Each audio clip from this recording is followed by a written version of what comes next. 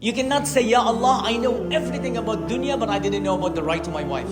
I didn't know about the right and the obligation. Or the woman, she may say, I know everything about the dunya, on my job, on my field, in my restaurant, whatever I cook, the ingredient. I have nothing, I didn't know nothing about the right of my husband. There is the right of the children upon their parents. There is حقوق الأولاد.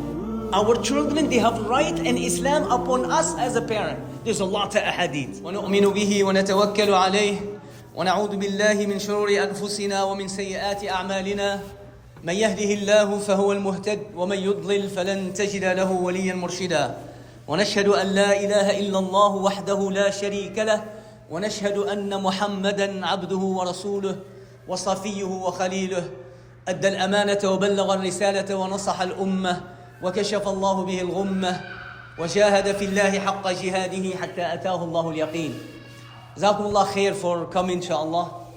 And some of you are responding to the invitation of the brother for the aqiqah, which is the wajib on a Muslim. When his brother says salaam alaikum, you say wa alaikum salam.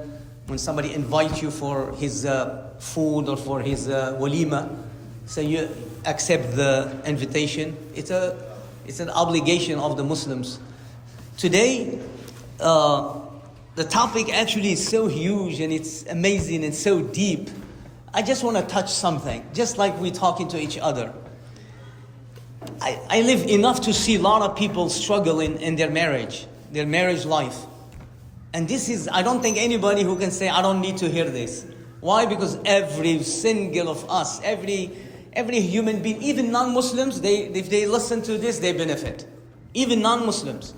In Islam, in the Quran, the Sunnah of the Prophet ﷺ, the way of the Sahaba radiallahu anhum, Wallahi alladhi la ilaha illa. If we follow those steps, we will live like, subhanallah, like angels on this earth. There is huquq in Islam, there is huquq and wajibat. The minute you come from your mother's womb, there is a right on someone, and there is a right that you have from someone. And there is haqq wa wajib. There is an obligation on you, and there is an obligation from another person toward you. Your wife, she have an obligation toward you. And the day of judgment, she will be questioned. We as a man have an obligation. The wajibat, huquq and wajibat. Islam is full of this. And the day of judgment, we will be questioned about those fulfillment of those qualifications. Why we don't know them? You cannot say, Ya Allah, I know everything about dunya, but I didn't know about the right to my wife. I didn't know about the right and the obligation. Or the woman, she may say, I know everything about the dunya, on my job, on my field, in my restaurant, whatever I cook, the ingredient. I have nothing, I didn't know nothing about the right of my husband. There is the right of the children upon their parents. There is حقوق الأولاد. Our children, they have right in Islam upon us as a parent. There's a lot of ahadith. I'm just going to give you this and I'll give you a little bit because I know we don't have time.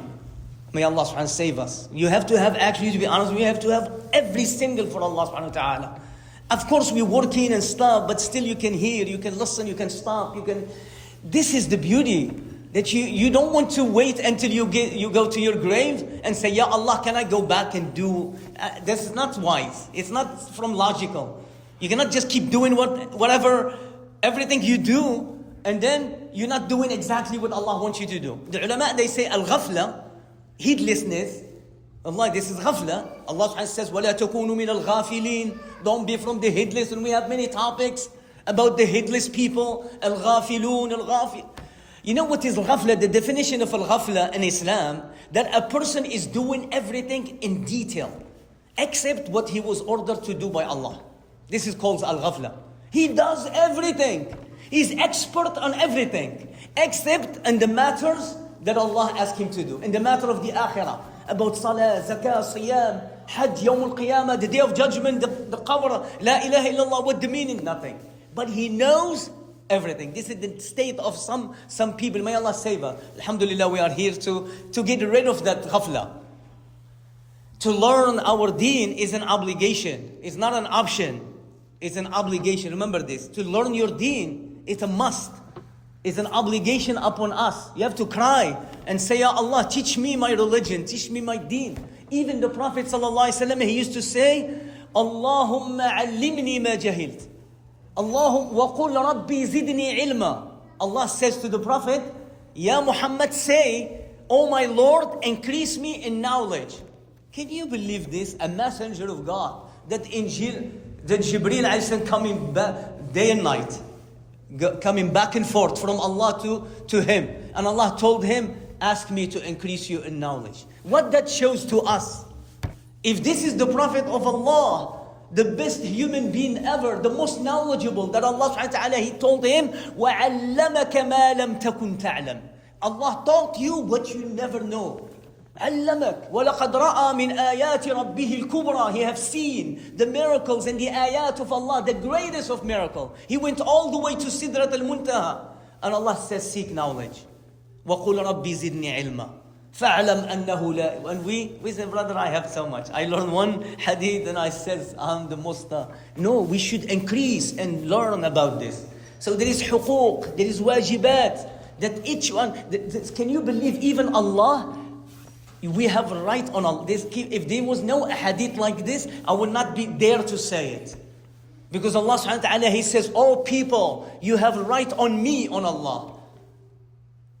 The children of Adam, which is a human being, they have an obligation upon Allah, has an obligation for us. He says, this obligation is that if you worship me alone, I have an obligation toward you to make you enter Jannah. Ya ibn Adam, you have an obligation upon me, and if you fulfill the obligation, my obligation is to put you in Jannah and save you from the hellfire. Even Allah subhanahu wa ta'ala put. So this huquq and wajibat. The many people, which is, if you look at the flyer, Ibrahim alayhi salam said that question, that dua. He says, وَهَبْ لِي مِنَ الصَّالِحِينَ. Oh my Lord, grant me a son that is righteous. Many people, when they are young, they think I don't care about my children. Why should I have a righteous son? What he's going to do? I'm okay, I have money, I have wealth. I don't need nobody to help me. Listen to this. Number one, what is the need and the urgency for the righteous son? Righteous son, it's an asset for you. Number one, the Prophet ﷺ, he says, مَاتَ الرَّجُلُ أَوْ الْمَرْأَةِ. The parents, they will die.